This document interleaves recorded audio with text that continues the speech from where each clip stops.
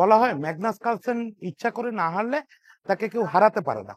তো এ পর্যন্ত সম্ভবত কালসেন আসলে সেরা খেলোয়াড়টার মুখোমুখি হন নাই।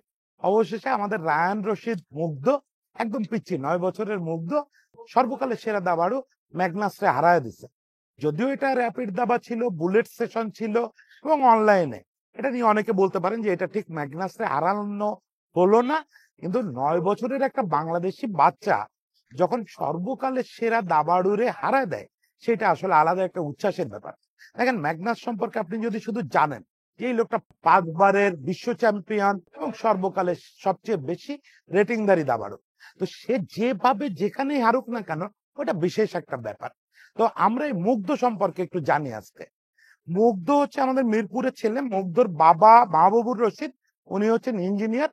মুগ্ধ দাবা খেলাটা শুরু হলো হচ্ছে গত করোনার সময়। ওর তখন বয়স মাত্র 2.5 বছর। ওর বাবা সময় কাটানোর জন্য, তখন তো হোম অফিস ছিল, ওর বাবা সময় কাটানোর জন্য কম্পিউটারে দাবা খেলতেন। তো একদিন মুগ্ধ দেখে বলতেছে, তখন মুগ্ধর বয়স 2.5 বছর, যে এটা কি করো বাবা, আমিও করব। ভালো করে কথাও বলতে পারে না। তখন ওর বাবা ওরে দাবা খেলা শিখাইলেন। এরপরেও বছর 3 যেতে না যেতে সব খেলনা ফেলে দিয়ে দাবার বোর্ডে লেগে গেল সব সময়। 4 বছর বয়স হতে না হতে ওর চাচা আবার একটু দাবা খেলতো। ওর চাচা, আমার এই সম্পর্কে মুগ্ধ একটু আত্মীয়ও হয়। চাচা হচ্ছে মাকসুদ। চাচা আমার ফেসবুক ফ্রেন্ড, এমনিতেই ভালো বন্ধু।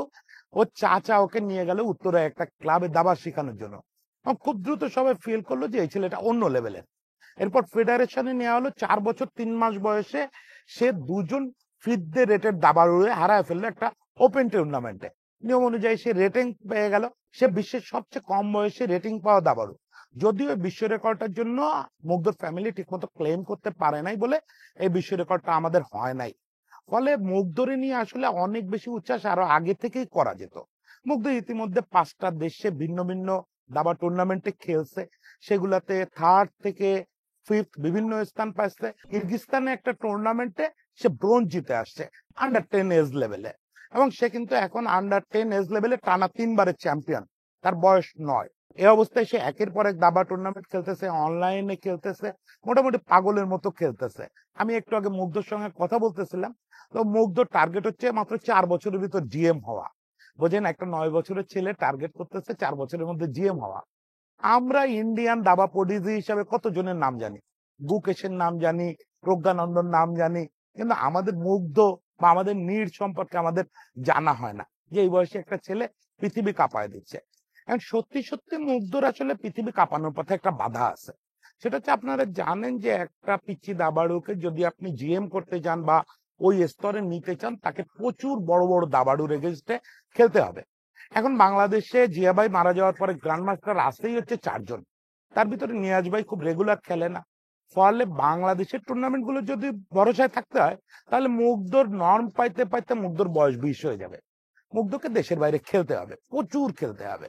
সেটা ইন্ডিয়ায় খেলতে হবে, থাইল্যান্ডে খেলতে হবে, আমেরিকায় খেলতে হবে, এবং এর এক একটা খেলা খেলতে প্রচুর টাকা খরচ হয়। কারণ মুগ্ধর সঙ্গে ওর কাকা মাকসুদ যায়। ওর কাকাই মূলত এখন ওর মেন্টর, আর ওর একজন কোচ আছেন নাইম। এদেরকে নিয়ে ওর মুভ করতে হয়, অন্তত ওর কাকা যেতে হয়। না গেলে কি হয় সেই গল্পটা শুনুন। এই যে কদিন আগে ও থাইল্যান্ডে একটা চেস টুর্নামেন্ট খেলতে গেল আন্ডার 10। ওই টুর্নামেন্টে ওর কাকা ভিসা পায় নাই মাকসুদ, ফলে ওর একার যেতে হয়েছে। 9 বছর বয়সী একটা বাচ্চা একা একা থাইল্যান্ডে গেছে, গিয়ে ভয়ে ও সারা রাত ঘুমাইতে পারে নাই।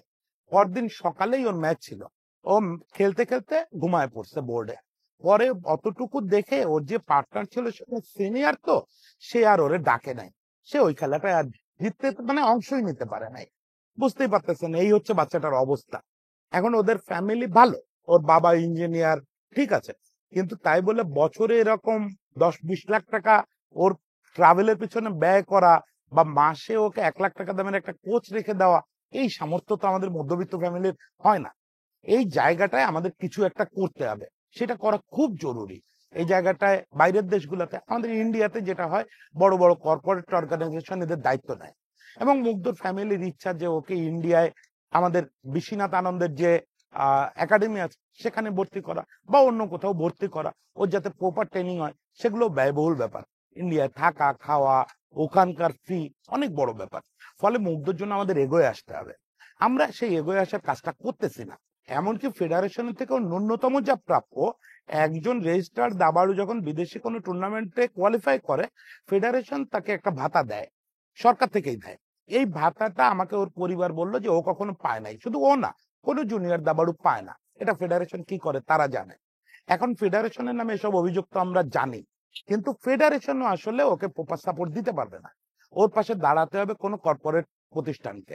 বিভিন্ন কর্পোরেট প্রতিষ্ঠান আছে, তারা চাইলে ওর পাশে দাঁড়াইতে পারে, ওকে নানা রকম সাপোর্ট দিতে পারে। দেখেন আজকে মুগ্ধ ম্যাগনাসের সঙ্গে কিভাবে খেললো। এই টুর্নামেন্টটা ছিল একটা অনলাইন টুর্নামেন্ট। ও অনলাইন টুর্নামেন্ট, আপনার এই রেটিং টুর্নামেন্ট যদি খেলতে হয় তাহলে হচ্ছে নিজের একটা রেজিস্ট্রেশন থাকা লাগে। ওর তো এখনো ফিদে রেজিস্ট্রেশন নাই, কারণ ও কোনো টাইটেল জেতে নাই। তো যেটা হয়েছে, ও খুব শখ দেখে ও কোচ নাইম, ওর আবার ফিদে রেটিং আসছে, নাইম হচ্ছে তার কার্ডটা দিছে ওকে, তার আইডি দিয়ে খেলছে। যখন ম্যাগনাস ওর মুখোমুখি হয়েছে, ম্যাগনাস নাকি একটু চমকায় গেছে, নাইমের বয়স দেখেই চমকায় গেছে। ম্যাগনাস কিন্তু মুগ্ধকে চেনে নাই, যে 9 বছরের বয়সে একটা বাচ্চার বিপক্ষে খেলতেছে। তারপরেও সে 1 মিনিটের মধ্যে এই ম্যাচটা ম্যাগনাস হেরে গেছে। সম্ভবত ম্যাগনাসের জীবনের সবচেয়ে দ্রুততম হার এটা। ম্যাগনাস এমনিতেই হারে খুব কম, অ্যাকচুয়ালি তো সে গত 10-15 বছরে খুব একটা ম্যাচই হারে নাই। এখন চ্যাম্পিয়নশিপ থেকে নিজের উইথড্র করে নিচ্ছে বললে গুকেশটা চ্যাম্পিয়ন হতে পারে, ম্যাগনাস থাকলে কেউ জেতে না।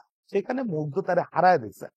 এখন আমরা তো স্বপ্ন দেখতে পারি যে মুগ্ধ আসলে 4 বছরের ভিতরে জিএম হবে, মুগ্ধ বিশ্বসেরা হবে, বুকেশের রেকর্ড ভেঙে দিবে, মুগ্ধ আরো রেগুলার ম্যাগনাসের মতো দাবাড়ুদের হারাবে।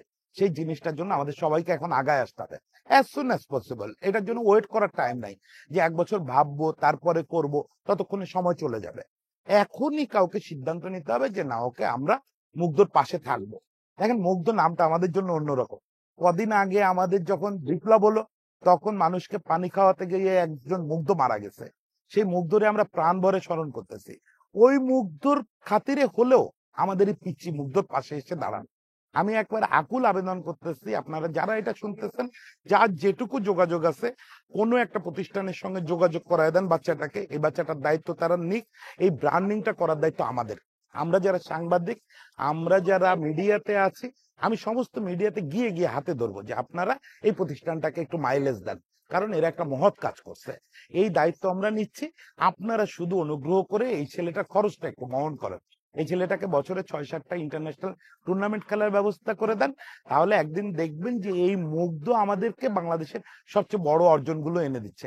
আজকে হয়তো ম্যাগনাসের বিপক্ষে এই জয়টাকে আপনার অত বড় মনে হচ্ছে না, কারণ আপনি নিউজ কভারেজ দেখতেছেন না। কিন্তু বিশ্বাস করেন, আমি বুঝে শুনে বলতেছি, এই ছেলেটা অনেক বড় বলেই এই কাজটা করতে পারছে। ম্যাগনাস রে হারানো যাত্রার কাজ না। সবাই ভালো থাকবেন, মুগ্ধর জন্য প্রার্থনা।